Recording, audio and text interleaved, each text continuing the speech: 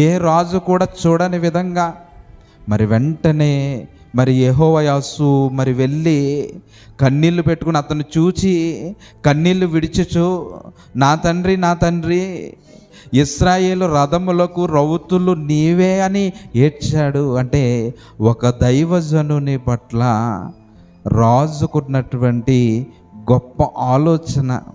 ఎందుకనంటే దైవజనుడు అని అంటే అర్థం ఏంటి అని అంటే ఏదో మనకి 4 మాటలు చెప్పి వెళ్ళిపోయేటటువంటి వారిని దైవజనుడు అని ఎవ్వరు అనరు. దైవజనుడు అంటే అర్థం ఏంటి అని అంటే తండ్రి అయినటువంటి దేవునికి మనకి మధ్యలో ఉండి మన తరపున ప్రతినిత్యము దేవునికి మొరపెట్టేటటువంటి గొప్ప వ్యక్తి దైవజనుడు. ఆ దైవత్వం ఎవరికి అర్థమైంది అని అంటే యొక్క రాజ్యాన్ని పరిపాలిస్తున్నటువంటి విగ్రహారాధికుల గర్భంలో నుంచి వచ్చినటువంటి యెహోయాహాజుకి అర్థమైంది. దైవజనుడు లేనటువంటి ప్రాంతం ఏమైపోతుంది చెప్పండి? ఒక దైవజనుడు ఇప్పుడు ప్రారంభం నుంచి ఇప్పటి వరకు కూడా సమాజం పాడైపోతున్నప్పుడు మరి ఆదికాండంలో ఉన్నటువంటి చరిత్ర మనం చూస్తే ఆదాము దగ్గర నుంచి సమాజం పాడైపోతూ వచ్చింది. ఇప్పుడు పాడైపోతున్నటువంటి సమాజం దగ్గరికి దేవుడు ప్రవక్తలను పంపించాడు, న్యాయాధిపతులను పంపించాడు, దైవజనులను పంపించాడు. అందులో పెద్ద ప్రవక్తలు ఉన్నారు, చిన్న ప్రవక్తలు ఉన్నారు, సువార్తికులు ఉన్నారు, దైవజనులు ఉన్నారు. వీళ్ళందరినీ ప్రారంభం నుంచి మనం చూసుకుంటే నేటి వరకు కూడా సమాజంలో దేవుడు ఎవరిని పంపిస్తున్నాడు అని అంటే దైవజనులను మన మధ్యలోకి పంపిస్తున్నాడు.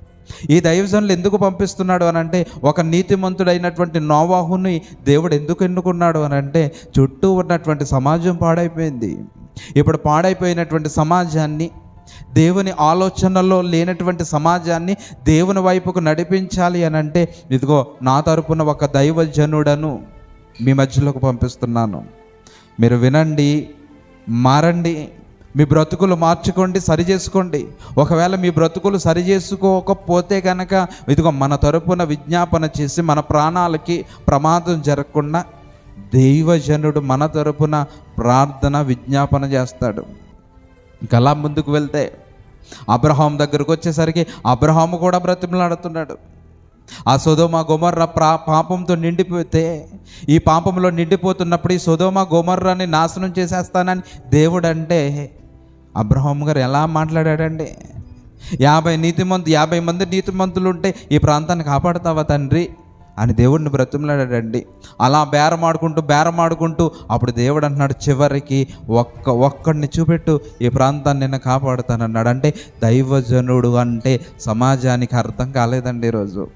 దైవజనుడు అని అంటే ఏదో తెల్లబట్టలు వేసుకుని మన మధ్యలోకి వచ్చి ఏదో స్తోత్రం చెప్పి హల్లెలూయా చెప్పి వెళ్ళిపోతున్నాడని సమాజం అనుకుంటుంది. కానీ ఈ విషయం యెహోయాహాజుకి అర్థమయ్యింది. నేడు మనకు కూడా అర్థం అవ్వాలి.